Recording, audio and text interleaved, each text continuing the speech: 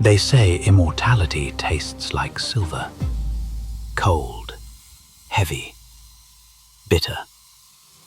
Every night, I drank the stars themselves to outrun the shadow of the grave. I was the first, the only. I forged a nation from the ashes of 1,000 years of war.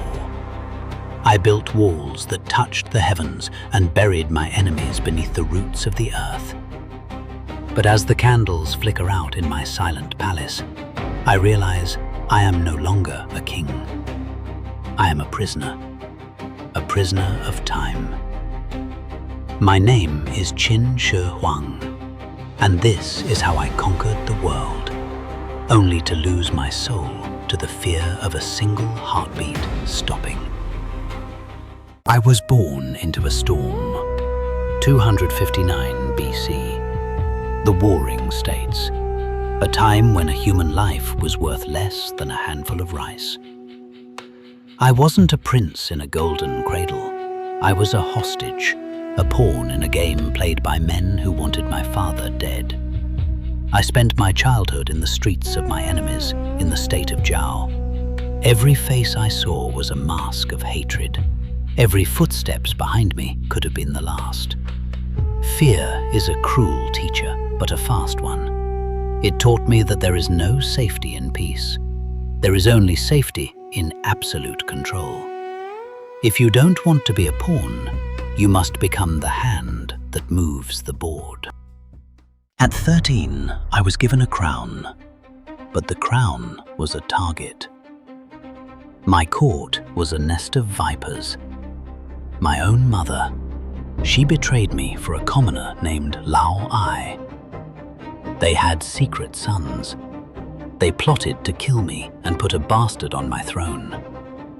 I didn't just kill them, I erased them. Lao Ai was torn apart by horses. His clan extinguished. My mother exiled to die in silence. People call it cruelty. I call it architecture. To build a temple, you must first clear the swamp.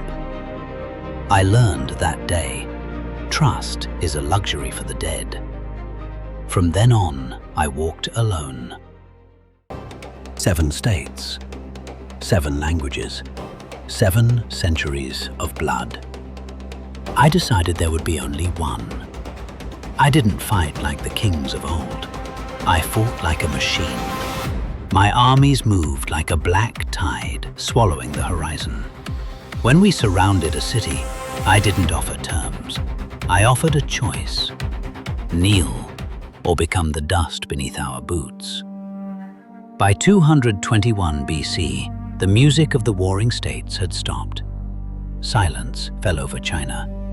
For the first time, the world was mine. I wanted to fix reality itself. One currency, one script, one weight. I didn't just rule the people. I ruled how they thought, how they traded, and how they walked. And then I built the wall.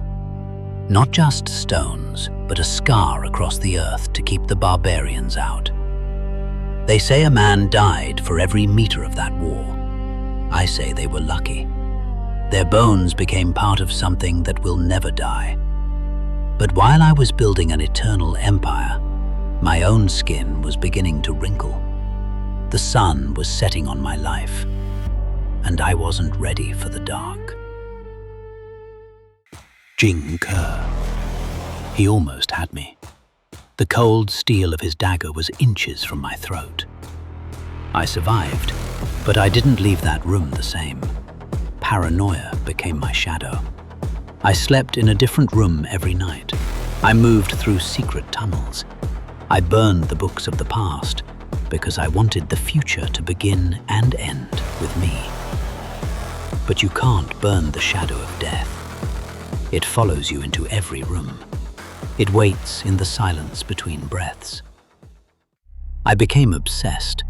I sent fleets to find the islands of the Immortals. I spent fortunes on alchemists who promised me the elixir of life. "Drink this, Great One," they said. "It is the essence of the stars."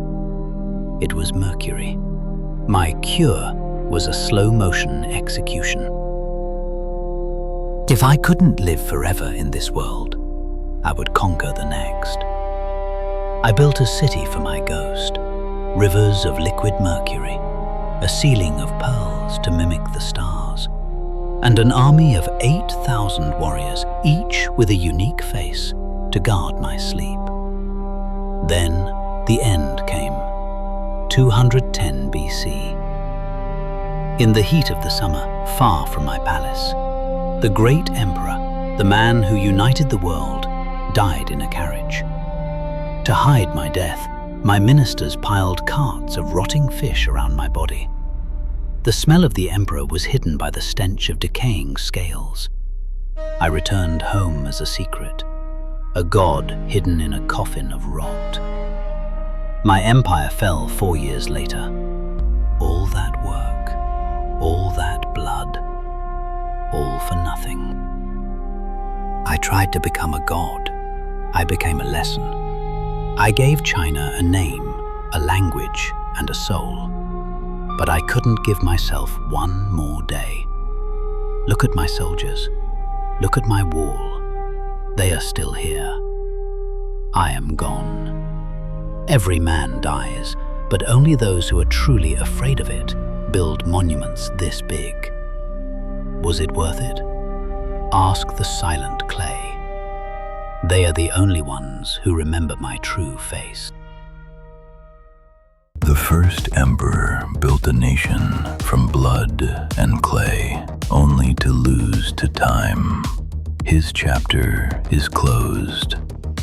But history is filled with visionaries, madmen, and legends waiting to speak. Whose mind should we enter next? Tell me in the comments below. If you want to turn the next page with us, make sure to subscribe. Until next time, keep reading the past.